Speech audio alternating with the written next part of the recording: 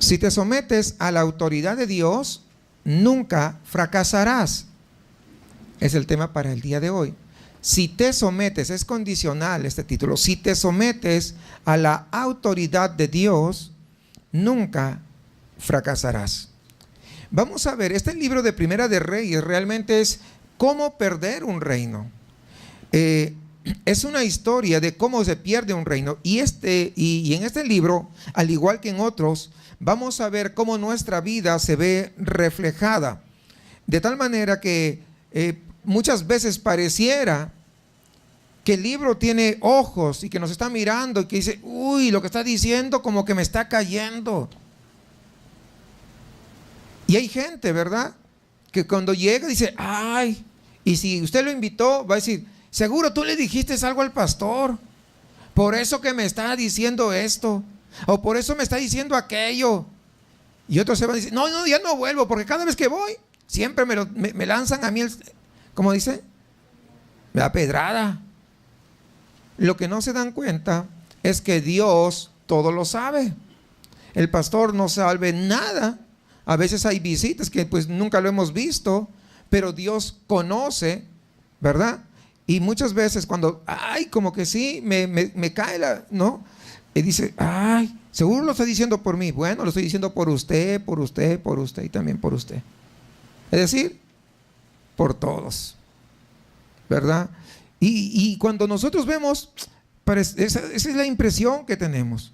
Y nos damos cuenta al terminar que las palabras pues están dirigidas exacta y directamente hacia nosotros.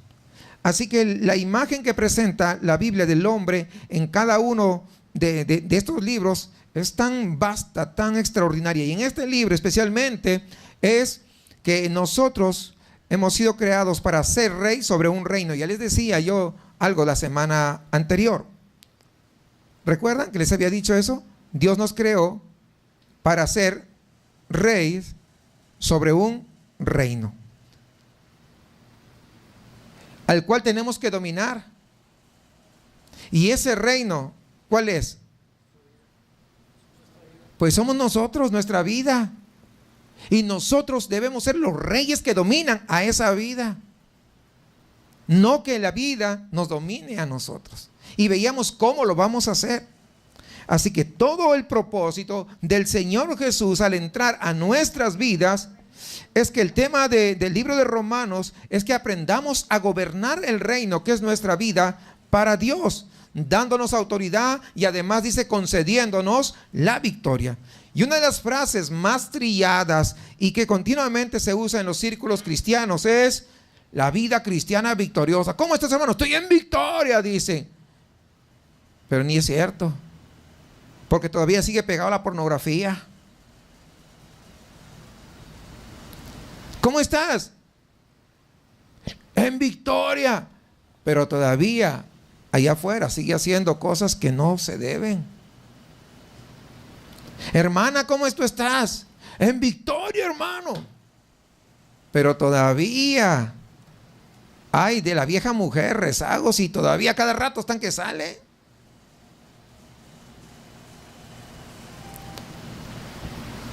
¿Es cierto o no es cierto? Entonces, esa frase de la vida cristiana victoriosa, ahí está, hay seminarios, ¿no? Hay conferencias y todo eso, pero ¿sabe qué? Está tan trillada que ya casi nadie lo cree. ¿Por qué? Porque lamentablemente se ha hecho un uso excesivo y abusivo de esta frase. Y en algunos casos o en algunos círculos se ha distorsionado y muchas veces se ha pervertido la verdad. Con lo cual pues se ha perdido una gran parte de ese real significado a nuestras vidas. Y ya no somos tan victoriosos. Pero sí seguimos diciendo, estoy en victoria. Pero si nosotros consideramos no una mera frase, no un mero eslogan, sino consideramos cuál es la verdadera intención que tiene Dios para nosotros, que es gobernar sobre esta vida, entonces podríamos decir,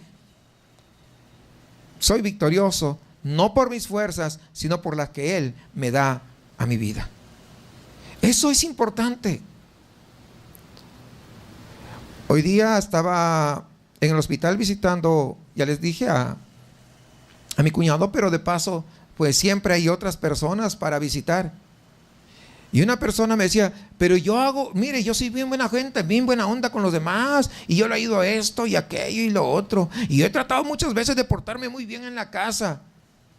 Le dije, sí, con sus fuerzas, pero luego ¿qué pasa? Luego viene la caída. Sí, dice, y lo he hecho varias veces, y ya mi esposa no me cree. No te va a creer, porque lo estás haciendo con tus propias fuerzas, y cuando uno lo hace con sus propias fuerzas, va a venir ¿qué? La caída.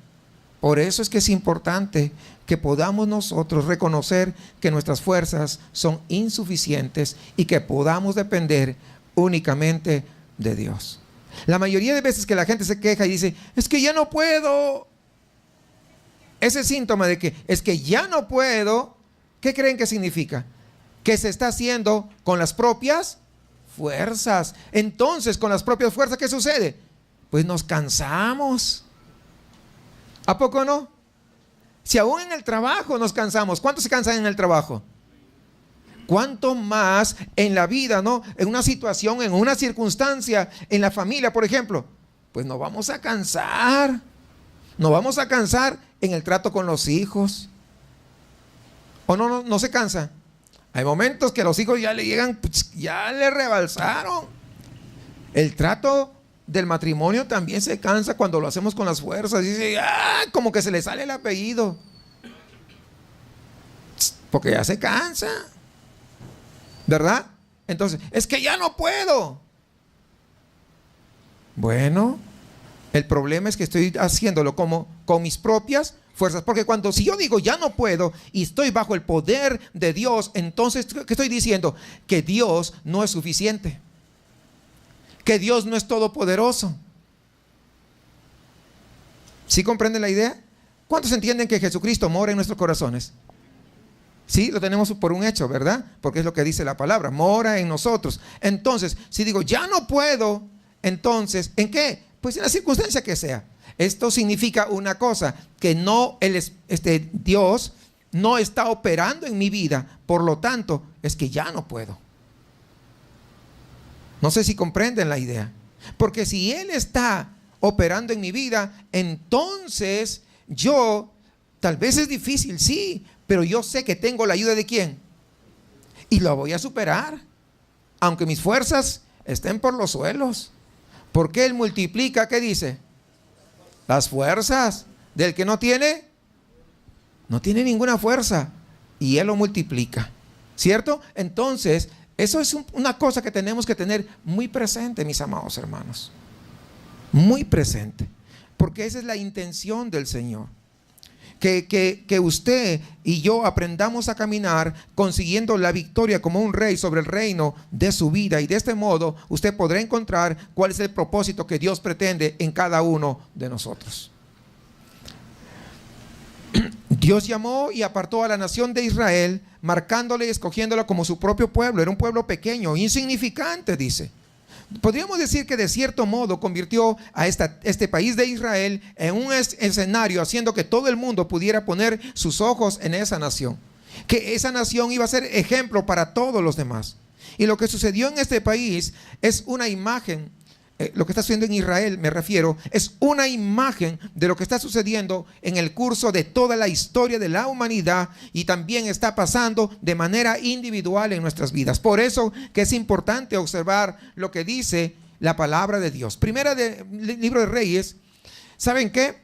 Oculta el secreto del éxito que se puede obtener a la hora de reinar en el reino de nuestra vida. ¿A fin de qué? De ser victoriosos, a fin de no ir al fracaso. Por eso el título, ¿recuerdan? Si nos sometemos, hermanos, en obediencia a Dios, no fracasaremos. Tendremos caída, nos podremos resbalar, pero fracasar no. ¿Sí entiende que es diferente? Porque cuando te resbalas, ¿qué sucede? Te puedes caer. Perdón, te puedes levantar. El fracaso es que ya no hay ninguna solución, ahí queda. Se cayó, se desarmó y nunca más se levanta.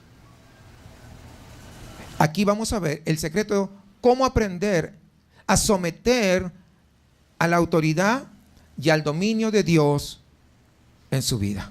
De eso trata realmente. En otras palabras, el hombre nunca puede ejercer el dominio sobre su vida si primero no se ha sometido al dominio de Dios. A este hombre le decía, ¿por qué cree que pasa eso? Porque su corazón todavía no ha cambiado. El hombre que estaba hablándole ahí en la clínica. El detalle es que usted estaba haciendo con sus propias fuerzas y su corazón no ha sido cambiado por Dios. Y me dice, ¿y qué tiene que ser para que sea cambiado? Bueno, vamos a la palabra. La palabra dice que para poder ser hijos de Él tenemos que hacer dos cosas: poner nuestra fe en Jesucristo y arrepentirnos. Una vez que hacemos eso, recién nos constituimos en hijos de Dios. Y cuando somos hijos, entonces el Padre trata con cada uno de sus hijos. Y todo lo que hice, porque ayudé a bastante gente, me dice. Pues dice la Biblia que son como trapos de inmundicia, porque lo hizo con un corazón no limpio, con un corazón sucio.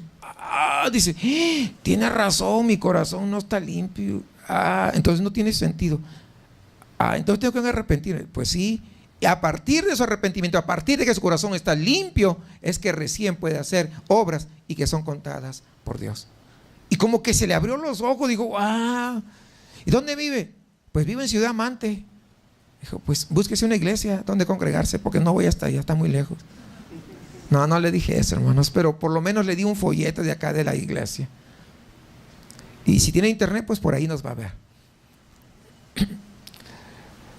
Por otro lado, escúcheme bien, si usted no permite, si no permite que Dios domine su vida, no podrá usted bajo ninguna circunstancia, ni de ninguna manera cumplir su deseo de tener autoridad sobre su propia vida. Eso es imposible. Y esto es lo que nos enseña este. ¿Por qué es imposible? Porque no tenemos la capacidad suficiente para dominar nuestra propia vida. No lo tenemos. Por eso que nos tenemos que someter a Dios en primer lugar, para poder dominar a ese viejo hombre que reside dentro de nosotros. ¿Sí entendemos, amados? Por eso es por lo que en todo este libro va a encontrar que el punto central, ¿saben cuál es? Es el trono. Es la razón. ¿Por qué? Porque lo importante es el rey. Porque según le vaya al rey, así le va a la nación. Y en este caso, el rey de su vida, ¿quién es? Usted. Y si usted le va mal, pues a su vida le va a ir, pues como en feria. ¿Sí captan la idea? Eso es, ¿no? En su vida, su voluntad es el rey. O sea, usted.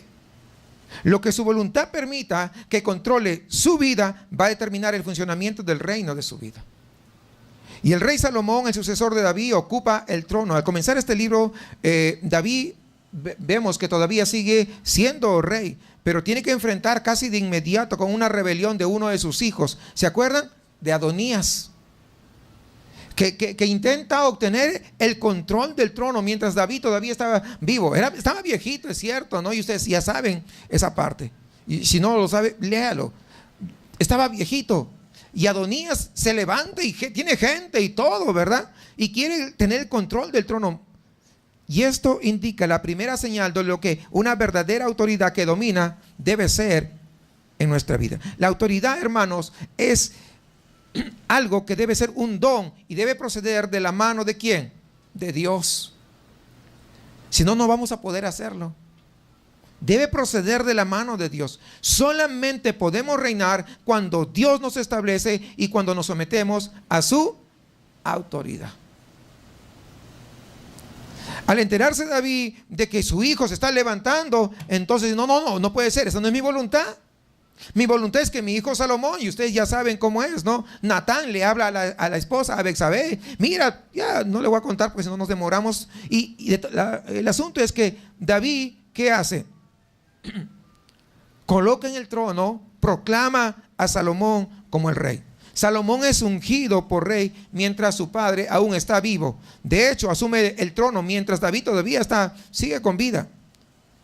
Cuando nos sometemos a la autoridad de Dios, se convierte en su responsabilidad hacer que todas las circunstancias y todos los enemigos y cada rebelión que podría representar una amenaza para el reino se encuentre bajo control. Es lo que hizo David. Se levantó una rebelión, pero ¿de quién dependía? No dependía de Salomón, dependía ¿de quién? De David el poder controlar eso, porque él era el rey, él estaba con vida. Entonces, cuando nosotros, mis amados hermanos, nos sometemos a la autoridad de Dios, es Dios el que se encarga de que nada se levante, que nosotros podamos ser vencedores y ser puestos como rey de nuestras vidas, a fin de poder gobernarlo. Cuando leemos los capítulos 2 y 3, veremos que Salomón asciende al trono gobernando con poder, con autoridad y con gloria. Y el reino de Salomón marca la mayor extensión del reino de Israel y se caracterizó especialmente por un despliegue de majestad y de poderío exterior. Pero en el capítulo 3 nos encontramos al mismo tiempo con algunas pequeñas semillas que en a futuro iban a causar la derrota. Quisiera que me acompañen. Capítulo 3, versículo 1 y 2. Salomón hizo parentesco con Faraón, rey de Egipto. ¿Acaso no fue de Egipto que Dios sacó a su pueblo de Israel cuando eran esclavos? Pero fíjese nuevamente cómo Salomón dice, hizo parentesco con Faraón, rey de Egipto, pues tomó la hija de Faraón y la trajo a la ciudad de David, entre tanto que acababa de edificar su casa y la casa de Jehová y los muros de Jerusalén alrededor. Hasta entonces el pueblo sacrificaba en los lugares altos, porque no había casa edificada al nombre de Jehová hasta aquellos tiempos. Qué interesante. Dios saca al pueblo de ahí de Egipto. Pero Faraón dice, no, pues yo soy bien rey y soy así bien buena onda, así que yo me voy y se fue a meter en Egipto. Estableció una alianza matrimonial con el Faraón, el rey de Egipto.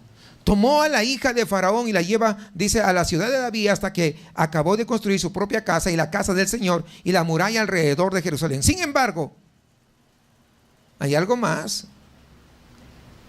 El pueblo estaba acudiendo a presentar sus sacrificios, dice, en los lugares elevados, porque todavía no se había edificado casa para el nombre del Señor. Y a continuación nos encontramos con un versículo sumamente importante. Mire el versículo 3.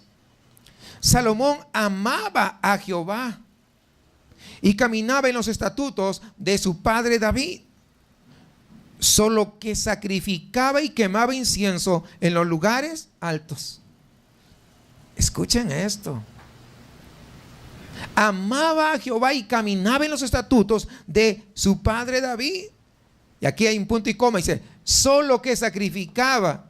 Ese solo marca toda la diferencia. No sé si captan. O sea, ese solo. Sí, pero solamente hacía esto. Aquí tenemos a un hombre que amaba a Dios, que le amaba con todo su corazón. Salomón empieza su reinado con una maravillosa expresión de sumisión y el deseo que Dios gobierne y ejerza autoridad sobre su vida. Es decir, podríamos decir en esa primera parte que está siguiendo los pasos de su padre David.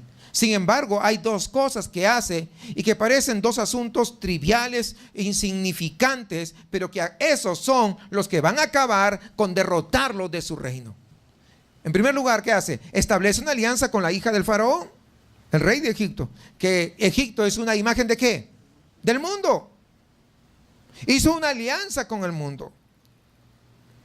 Y no solamente eso, sino que, ¿qué hace? Y la sitúa en el centro de la vida de la nación de Jerusalén, de Israel, que era Jerusalén. Dice que lo llevó a Jerusalén, que era el centro de todo.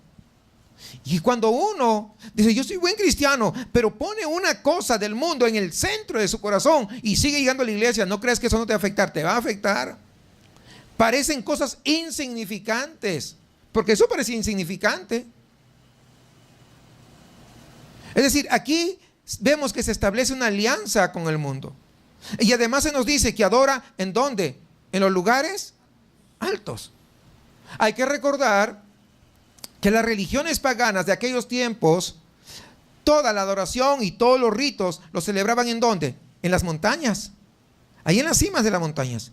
Con frecuencia el altar era el lugar donde pues los dioses de la fertilidad y del sexo, ¿verdad?, eran adorados mediante incluso exhibiciones sexuales. Había prostitutas en esos templos para poder hacer ese tipo de adoraciones. Y el pueblo de Israel, ¿qué cree? También se apoderó de esos altares y los usaron para ofrecer sacrificios a Jehová. Es como aquellos que agarran música del mundo, toda la música, lo traen dentro de la iglesia y solamente le cambian la letra y dicen, esto es para Jehová, es para Dios. Y no es cierto. ¿Se dan cuenta? Es exactamente lo mismo que están haciendo. Hoy no han cambiado.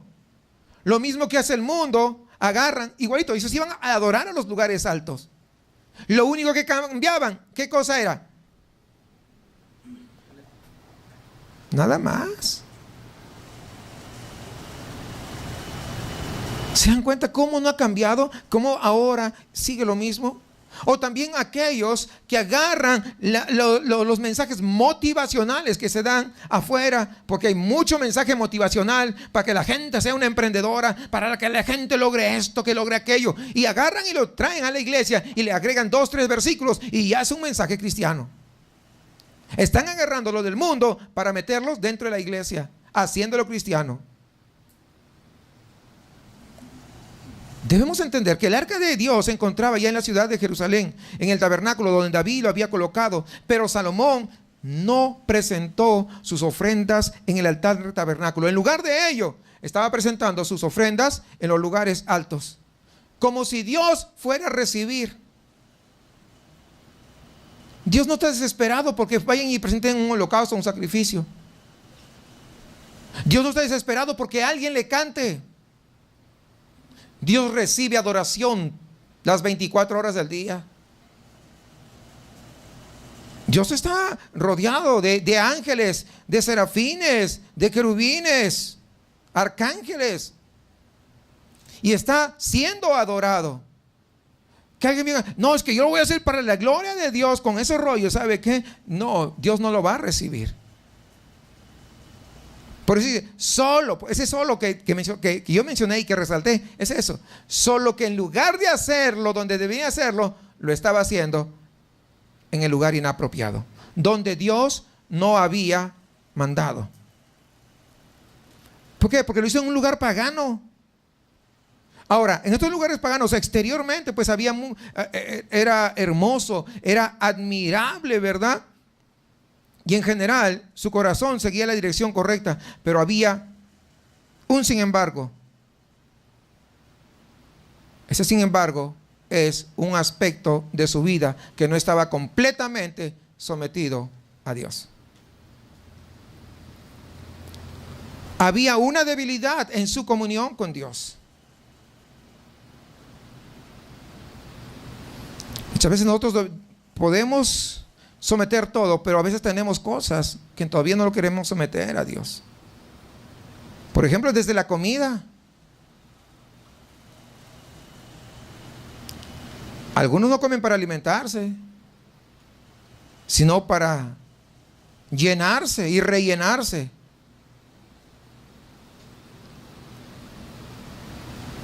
Sí, comen porque les gusta, no porque tienen necesidad. ¿Y la gula es bueno? Es pecado. Pero yo pregunto, ¿quién considera como pecado la gula? ¿Sabe quién? Dios. Aunque el ser humano no lo considere. Y es pecado. Estoy hablando de gula, porque dice que pues los cristianos ya no toman y ya no hacen ni fuman, pero ¿qué tal para comer? Dice. Menos mal que yo me cuido. Cuando fui a Guatemala, dice que a un pastor que era así más o menos de mi porte, dije, hey, usted no es pastor, le dice. ¿Por qué? Pues no tiene el púlpito portátil. ¿Cómo que? Sí, dice, porque tiene ahí, ¿no? Se caracteriza por comer bien. Y yo dije, ay, menos mal que no. Entonces, tenemos que ver cuál es esa debilidad, hermanos, en nuestra comunión con Dios. Es muy importante.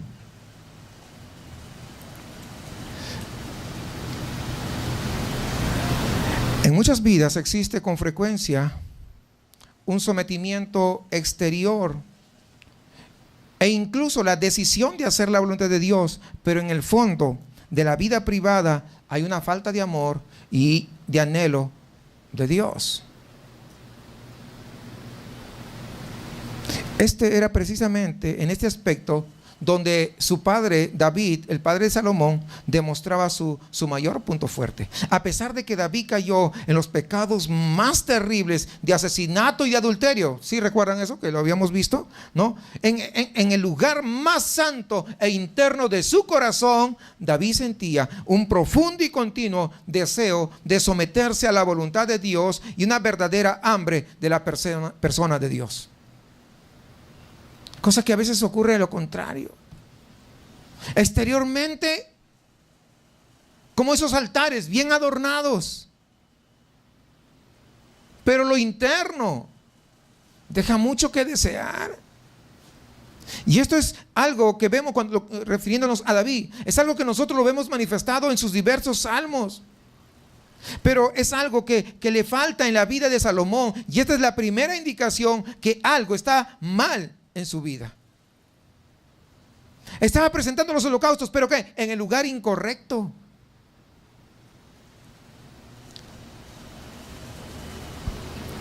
La segunda señal de un poder y un reino dados por Dios nos la ofrece el capítulo 3 en el relato acerca del sueño de Salomón, en el que aparece Dios y le dijo que pidiese lo que quisiese. Salomón no pide ni riquezas ni honor, sino que pide sabiduría, ¿no? Primera de Reyes 3:9. Fíjense lo que dice, acompáñeme. 3:9. Da pues a tu siervo corazón entendido para juzgar a tu pueblo y para discernir entre lo bueno y lo malo, porque ¿quién podrá gobernar tu pueblo tan grande?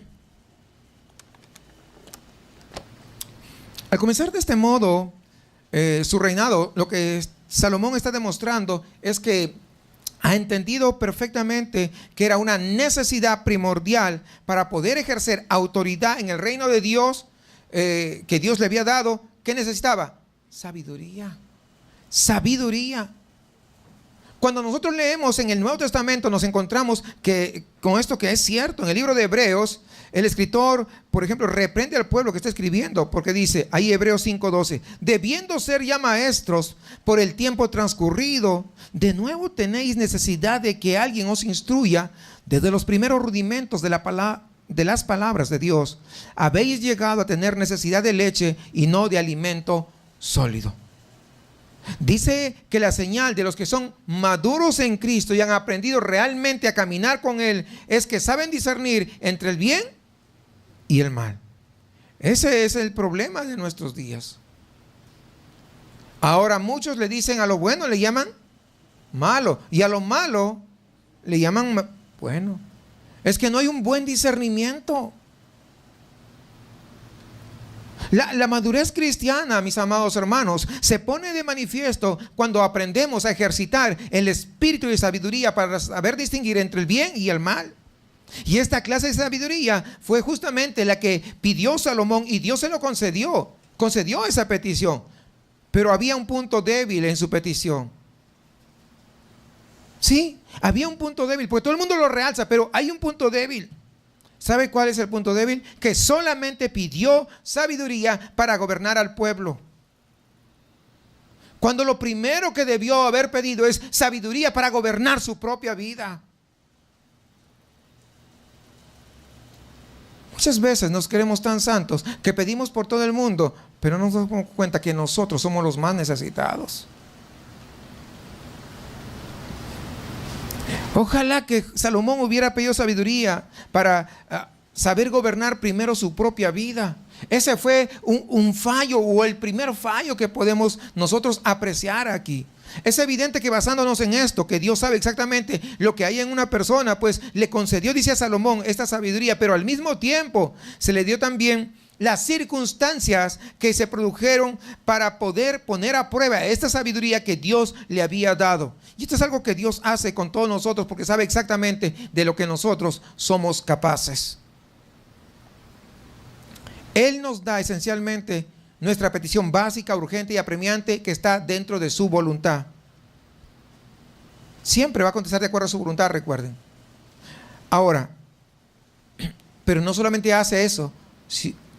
Por ejemplo, dice, Señor, dame más paciencia. Ah, te voy a dar más paciencia. Pero ahí va la situación para probar la paciencia que te he dado. ¿Es claro? ¿Sí comprende? Siempre va a ir acompañado de la circunstancia. ¿Para qué? Para que puedas comprender de que Dios te está dando. Y tú dices, ay, que no sé qué. No, cuidado con eso.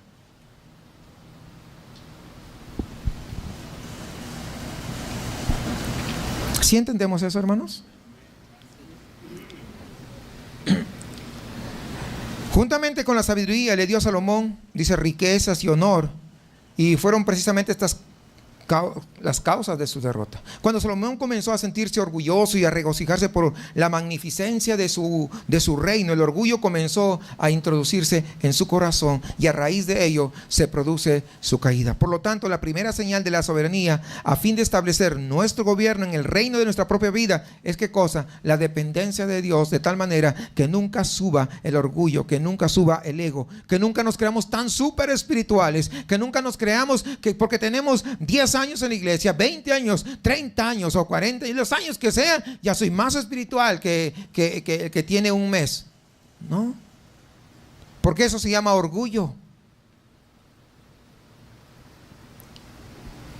Y lo segundo que tenemos que ver es la sabiduría, el tener discernimiento y la comprensión necesaria acerca de nosotros mismos si vamos a andar en el Espíritu como tiene que ser. Y esto es algo que vemos claramente, hermanos, en el sabio juicio que hizo Salomón entre dos madres que trajeron su bebé. Y yo supongo que ustedes recuerdan este episodio. Algunos lo han leído hace muchos años porque no se acordaron de leer esta semana, y otros tal vez sí leyeron esta semana recordando este libro.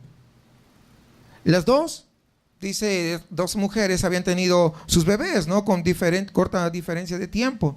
Pero en la noche una de ellas pues se dio vuelta y aplastó al bebé y se murió. Entonces quedó solamente un bebé. De las dos bebés, pues quedó uno muerto y el otro pues estaba vivo. Y las dos mujeres reclamaban como suyo el que estaba vivo. No, este es el mío. Entonces dice que se le pide a Salomón de que decidiera de quién era el bebé. Y vemos en una exhibición de una sabiduría tan extraordinaria. Vamos a ver, 1 Reyes 3:24, para no seguir, para que podamos entender. Fíjense lo que dice. ¿Qué dijo Salomón? Dijo el rey, traedme una espada. Y trajeron al rey una espada. Enseguida el rey dijo, partid por medio al niño vivo y dad la mitad a la una y la otra mitad a la otra. Entonces la mujer de quien era el hijo vivo habló al rey porque sus entrañas se le conmovieron por su hijo, es decir, el interior, ¿no? Y dijo, señor mío, dad a esta el niño vivo y no lo matéis. Mas la otra dijo, ni a mí ni a ti, partidlo. Entonces Salomón pues supo de inmediato quién era la verdadera madre. De este modo quedó demostrada, ¿qué cosa? Su sabiduría. ¡Qué extraordinario! En una cosa de la vida cotidiana demostró la sabiduría. Un pastor me contó también algo también que tiene que ver con la sabiduría. Dice que llegaron un matrimonio, una pareja de esposos, y dice, pastor, ¿sabe qué? Pues ya llevamos una vida de perros y gatos, ya no da para más. Nos queremos divorciar. Y los dos, ¿ustedes se quieren? Sí, yo sí, pastor, no, con esta vieja ni para qué le cuento. Y usted, hermana, no, pues este es un hijo de Satanás, y mire. Uy. Y estaban ahí, ¿no? Los dos alegando y cada uno alegaba su punto. ¿Están seguros? Mire que pues la Biblia dice que no hay divorcio y que no se pueden separar, y que si usted se quiere separar y esto y lo otro, pues dice hasta que la muerte los separe, ¿verdad? Sí, pero si usted estuviera en mi lugar, y todos los argumentos que ya sabemos, ¿no? Muy bien, dijo, está bien, le voy a hacer caso. ¿Usted se quieren separar? ¿En serio? Sí, ¿y usted? Sí, bueno. Agarró, dice que tenía acá abajo, tenía un sablecito, así de 1,5 metros.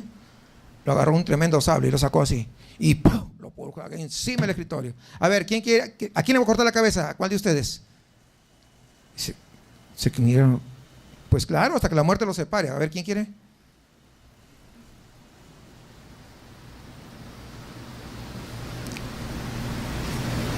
Pues se agacharon la cabeza y no sabían dónde meter la cola. Con la cola entre las patas dijimos, no, pues regresamos otro día, pastor. Fueron y se arreglaron los problemas y... Sabiduría. Ahora, eso no funciona con todos, desde luego, ¿verdad? ¿Sí comprenden? Pero eso es en determinadas circunstancias. Pero ¿sí comprende? Ok. A ver, ¿quién quiere la espada? Acá tengo mi espadita. Ok, nadie, ¿no? Ok, muy bien. El capítulo 4, en versículo 29, empieza un comentario acerca de la gran sabiduría que le fue otorgada a Salomón. Fíjense, Dios le concedió a Salomón una sabiduría y un entendimiento sin medida, además de amplitud de mente como las arenas de la playa, de manera que la sabiduría de Salomón sobrepasaba a la sabiduría de todas las gentes del oriente. Recuerden que dice que los chinos, tantas frases, tantos dichos, ¿verdad? Bien sabios y tanta cosa, ¿no?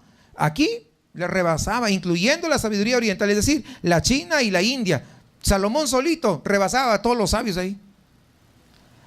Hagan bolita a todos los sabios de la China y todos los de la India. Son los dos países más poblados del mundo. Pues hagan bolita y todos los sabios. Y Salomón rebasaba a todos juntos. Es lo que está diciendo. Y toda la sabiduría de Egipto. Porque Salomón era el más sabio de todos los hombres, más sabio que Eitán el Esrahita, Emán, Calcol y Darda, los hijos de Mahol. Estos eran comentadores de noticias en aquellos tiempos. O sea, pero eran de lejos, ¿no? Y su fama se extendió por todas las naciones de alrededor. Además pronunció 3000 proverbios, pues de los cuales tenemos el libro de Proverbios, ¿no? Ha quedado constancia ahí. Y escribió 1005 cánticos. Pero tenemos constancia de ¿cuántos? De uno nada más, ¿no? El cántico de Salomón o el cantar de los cantares, ¿verdad?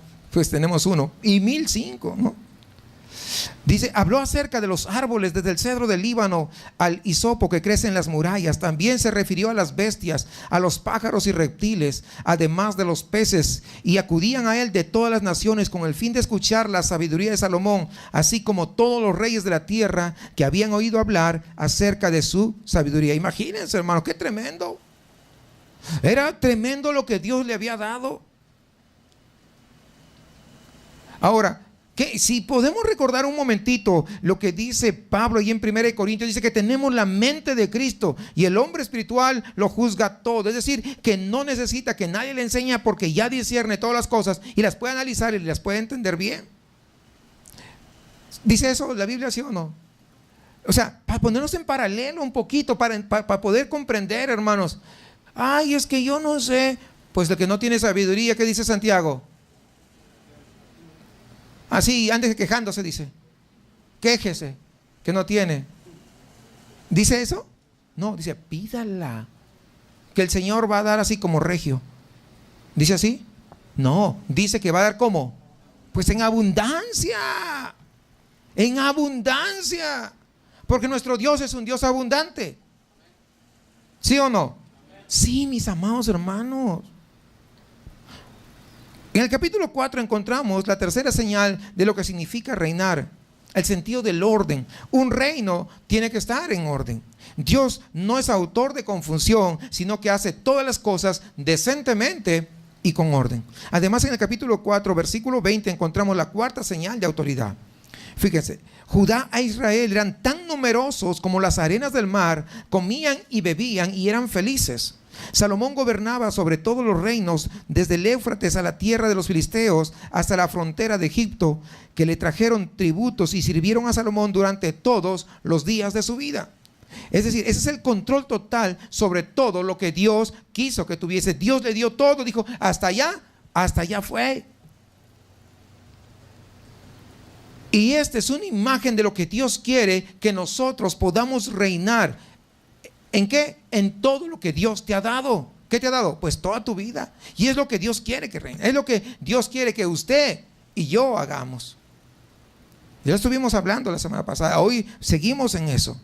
Y del capítulo 5 al 8 vamos a encontrar el glorioso relato del templo extraordinario que edifica Salomón. Y este maravilloso edificio, pues dice que era de lo más precioso. El interior incluso dice que era más glorioso que el exterior y estaba completamente cubierto de oro. Y al entrar en aquel santuario, pues debió haber sido una experiencia asombrosa. Todo lo que se podía tocar, todo estaba de oro. Pero ¿saben cuál era la principal gloria? La principal gloria era la Shekinah de Jehová. La presencia del Dios mismo que descendió y habitó en el lugar santo cuando Salomón dedicó el templo. Eso era lo principal, que brillaba mucho más que el oro. En esa oración tan extraordinaria que hace Salomón al dedicar el templo, le da gracias a Dios por su gracia y reconoce que una vez más el único e importante principio sobre el cual se debe mantener un reino es la obediencia de su rey al trono de Dios. La obediencia. Muchas veces se quiere vivir en victoria, pero en desobediencia. Eso es imposible.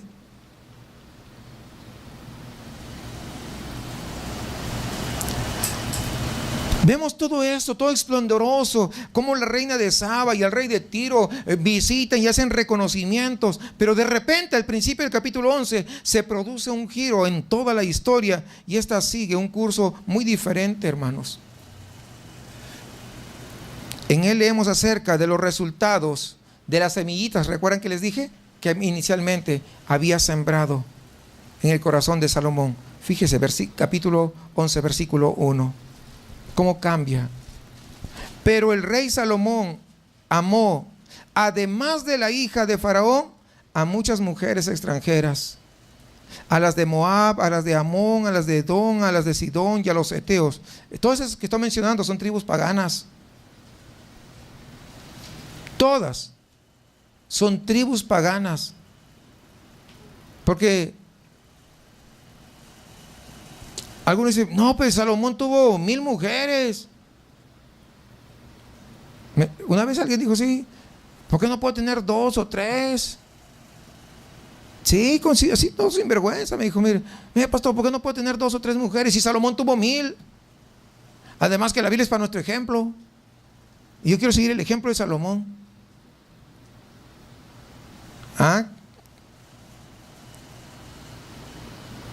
Y eran paganas. Pero ¿a dónde fue el final de Salomón? ¿A dónde lo llevaron? Pues a la bancarrota espiritual. Le pregunté, ¿te llamas Salomón? No, bueno, pues ya. ¿Eres rey? Tampoco, pues estás descalificado. No eres ni rey ni te llamas Salomón, así que no puedes.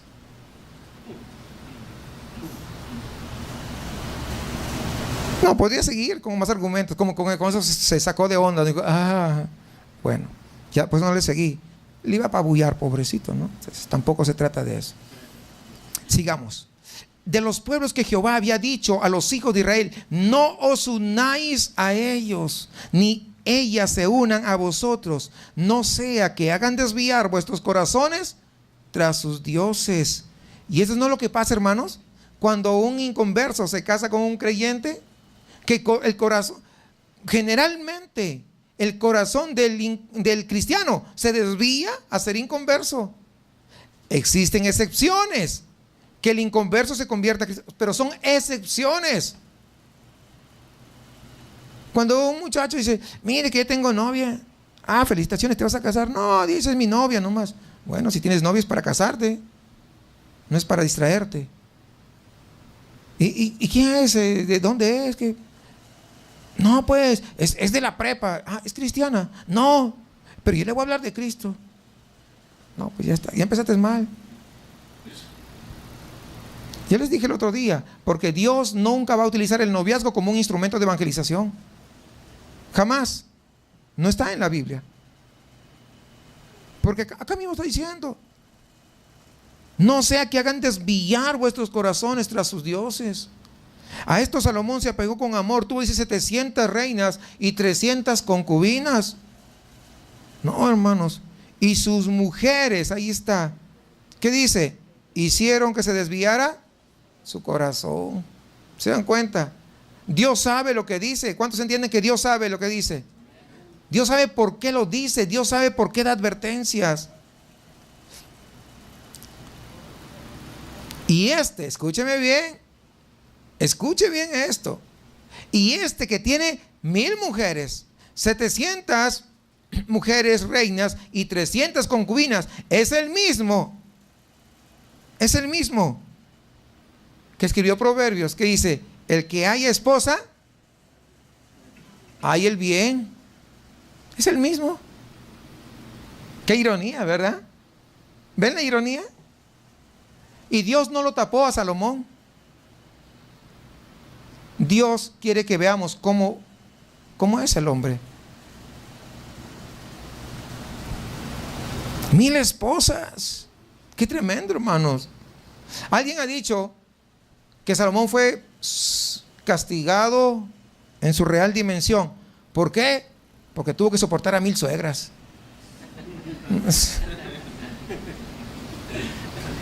No sé. No me meto en sus comentarios. No me miren mal, hermanas que son suegras. ¿No? ¿Qué pone de manifiesto? Pone de manifiesto la debilidad y el fracaso de Salomón al apartarse su corazón de Dios.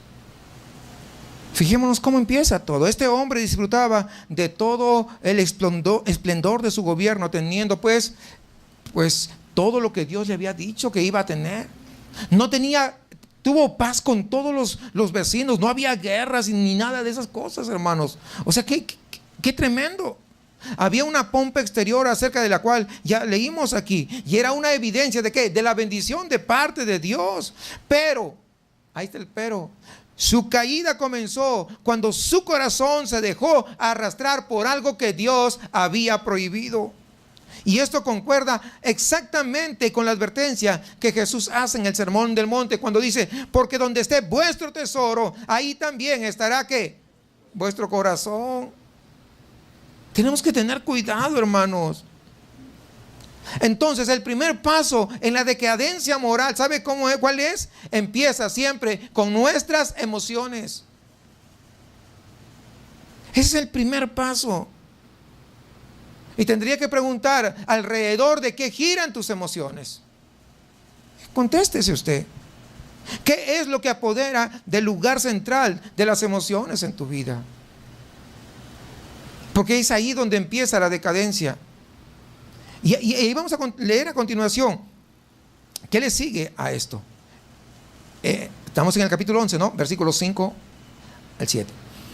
Porque Salomón siguió a Astarte, no, pues imagínense, la diosa de la sexualidad, diosa de los sidonios, y a Moloc, ya sabemos, Moloc, ídolo detestable de los amonitas. Salomón hizo lo malo ante los ojos de Jehová y no siguió plenamente a Jehová como su padre David.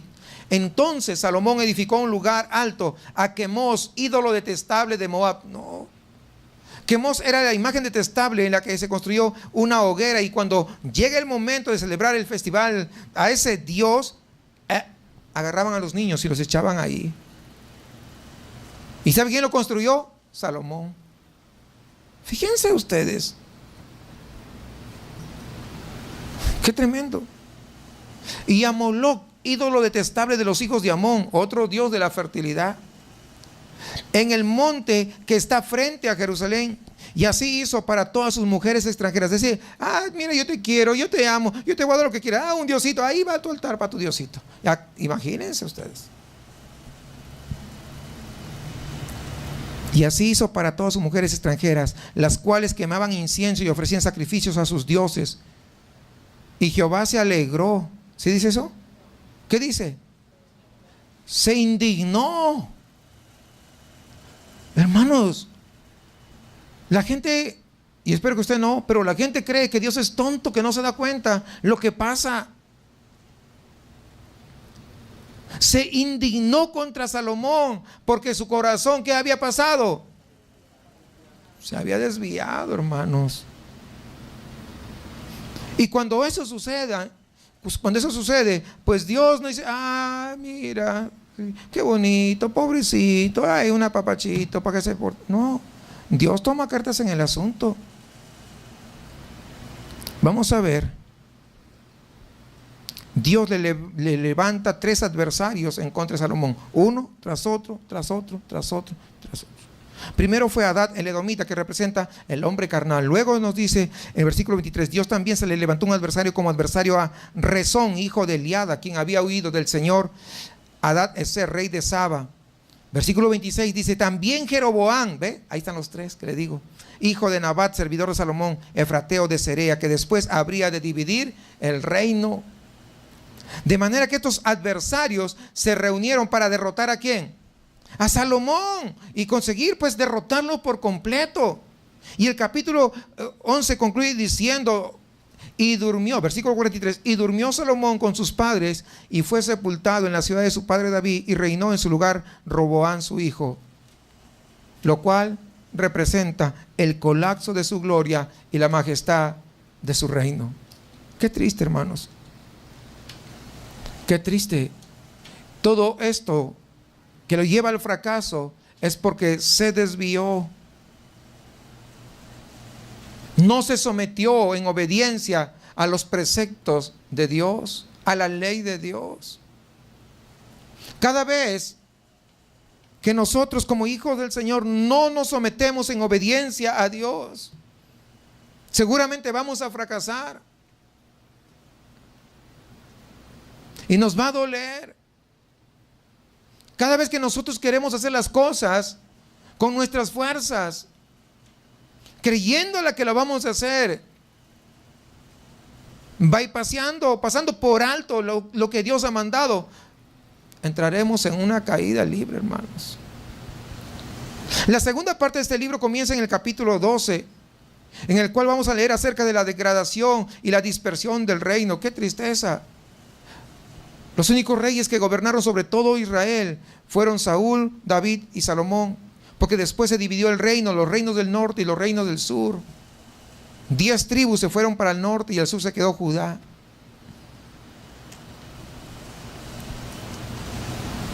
Qué tremendo, dividido. Fue Jeroboam quien dividió el reino. Fue Jeroboam quien se llevó a 10 tribus al norte para iniciar el reino del norte, volviendo a introducir en Israel la adoración a los carneros de oro. Peor pues. Mucho antes, cuando Moisés se encontraba ahí en el monte, ustedes recuerdan, ahí en la montaña, en comunión con Dios, el pueblo fue hasta Aarón y le dijo, queremos tener un Dios al que podamos adorar como lo hacen otras naciones. ¿Recuerda usted que le dijo Aarón a Moisés cuando descendió de la montaña? ¿Se acuerdan? Dice que le dijo, Éxodo 32 está eso, versículo 23 y 24. Les pedí que trajesen todo su oro, todos sus pendientes y sus joyas. Cogí todo ese oro, lo eché al fuego y de él salió de buenas a primeras un carnero. Nosotros nos inclinamos y lo adoramos llamándolo Jehová. No era que ellos quisieran ser idólatras, sencillamente querían tener una evidencia visible sobre dónde centrar su adoración. Y ahora nos encontramos con el pecado cometido por Jeroboam. A partir de ese momento se le conoce en Israel como Jeroboam, el hijo de Nabat, que hizo que pecase Israel. Y en este caso no es un carnero, sino 2. Peor todavía, había empezado la decadencia. Es el mismo pecado, hermanos, pero multiplicado por 2, doblado en su intensidad, en su poder. Es lo que está haciendo Jeroboam, introduciendo en la vida de esta nación. El capítulo 14 nos presenta la historia de la invasión y la derrota de Israel por parte de Egipto. El mismo Egipto del cual Dios había sacado de la esclavitud. Capítulo 14, versículos 25 y 26 dice, al 5.º año el rey Roboam subió Sisac, rey de Egipto, contra Jerusalén y tomó los tesoros de la casa de Jehová. Lo primero que saltó fue el lugar de la adoración y los tesoros de la casa real, y lo saqueó todo. También se llevó todos los escudos de oro que Salomón había hecho. Qué tremendo.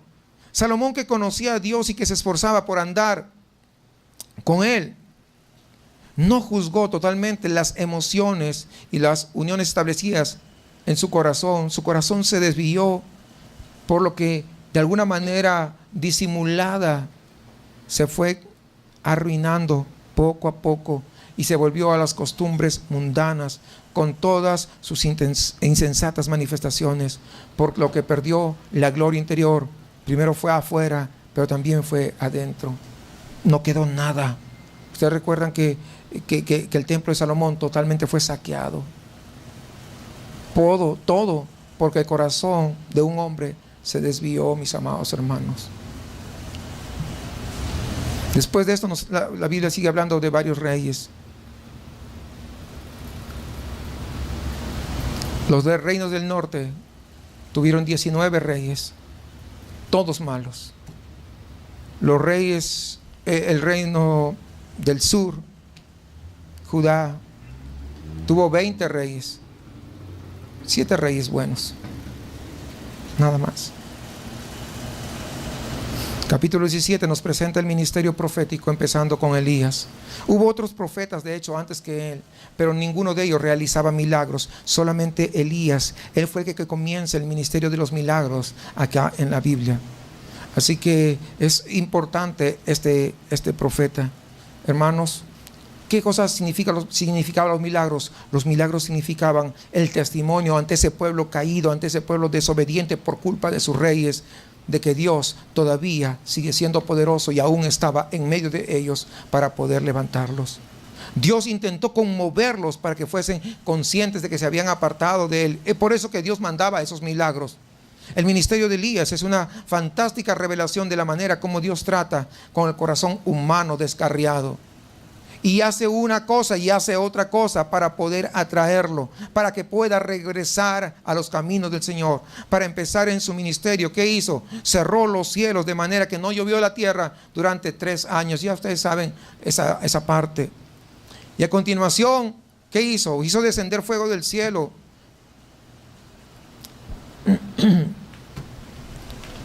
Y consumió el holocausto. Ustedes ya saben toda esa parte. Nunca habían visto eso. Se enfrentó a los 400 profetas de Baal, porque no es la cantidad, es quien está contigo. Tu corazón es de Dios, tendrás victorias. Si tu corazón se apartó de Dios, tendrás derrotas. Eso es bien claro, hermanos. Lo acabamos de ver. Dios manda fuego del cielo, toda la ofrenda de Elías se destruye, todo queda totalmente consumido, hasta el agua que habían puesto alrededor. Dios se presentó majestuoso, se presentó con gran poder. Y cuando cayó este juicio, se volvieron nuevamente a abrir los cielos. ¿Recuerdan? Cuando se fue con su criado a orar. Y la lluvia vuelve a caer sobre la tierra. Todo esto es una imagen de lo que sucede en nuestras vidas cuando nos resistimos al derecho que tiene Dios de gobernar en nuestros corazones. Entonces, ¿qué hace? Dios nos somete a su reprensión. Y por fin, cuando vence nuestra testarudez, poniendo fin a esa rebelión intencional, por fin somos humillados ante Dios. Entonces, cuando somos humillados ante la presencia de Dios, es que la lluvia del Señor es derramada en nuestros corazones para dar ese fruto apacible y traer bendición sobre nuestras vidas. Eso es.